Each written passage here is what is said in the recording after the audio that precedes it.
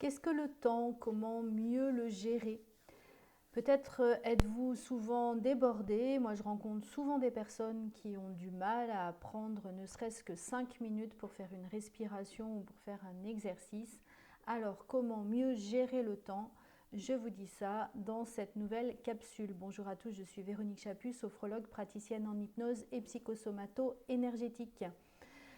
Et je tiens déjà à vous remercier de vous abonner à ma chaîne, de partager au plus grand nombre cette vidéo, surtout si vous avez l'impression qu'elle va pouvoir vous aider. Alors déjà, le temps, qu'est-ce que c'est? C'est une ressource complètement unique. On ne peut pas l'accumuler, on ne peut pas le conserver. Et pourtant, ça va être une succession d'événements. Des événements qui vont être très personnels et quand vous allez voir défiler le temps, il n'a pas toujours la même valeur. Par exemple, sur une année, pour un étudiant, perdre un an, ça peut être très démobilisateur, très inquiétant.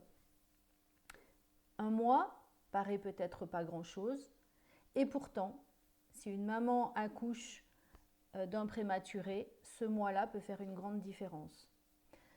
Si vous avez des choses très importantes à faire, par exemple programmer un hebdomadaire, une semaine va vous sembler un temps peut-être très court. Si on oublie votre anniversaire, une journée, c'est quelque chose de très important aussi. On le sait tous, pour les amoureux, avoir une heure de plus ou en moins peut faire la différence. Et même quand vous ratez votre train, une minute peut être très importante et pour d'autres, ça va sembler rien du tout. Et quelquefois, une seconde de plus ou de moins. Et vous pouvez réchapper à quelque chose de terrible. Et ça prend toute sa valeur. En fait, le temps, c'est vraiment quelque chose qui va changer, qui est tout le temps en mouvance. Selon votre âge, selon l'importance de ce que vous vivez, selon le moment de votre vie où vous le vivez.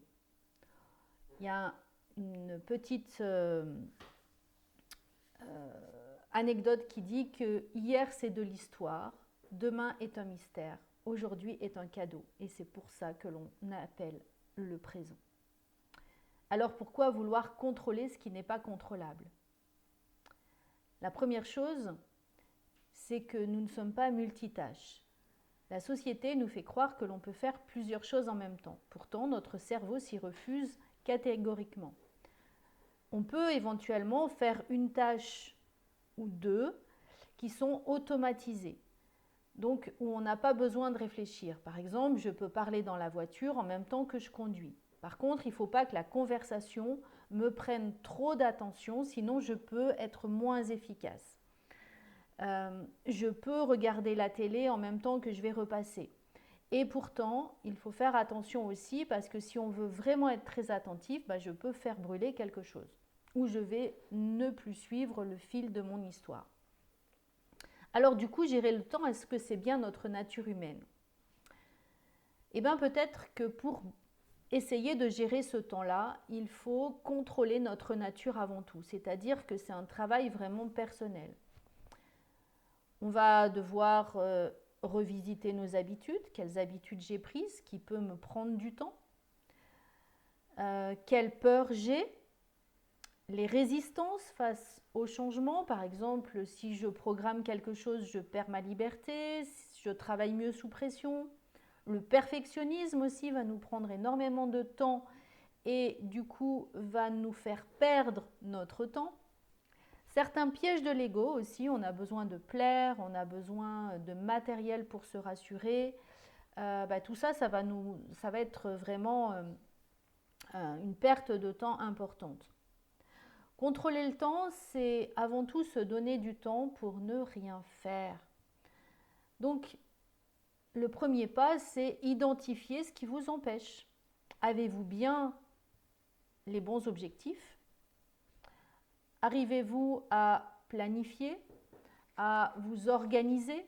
Si vous mettez 10 tâches importantes à faire dans une journée, il y a de grandes chances que vous n'y arriviez pas. Si vous en donnez que 3, vous allez pouvoir réussir à donner des bonnes priorités.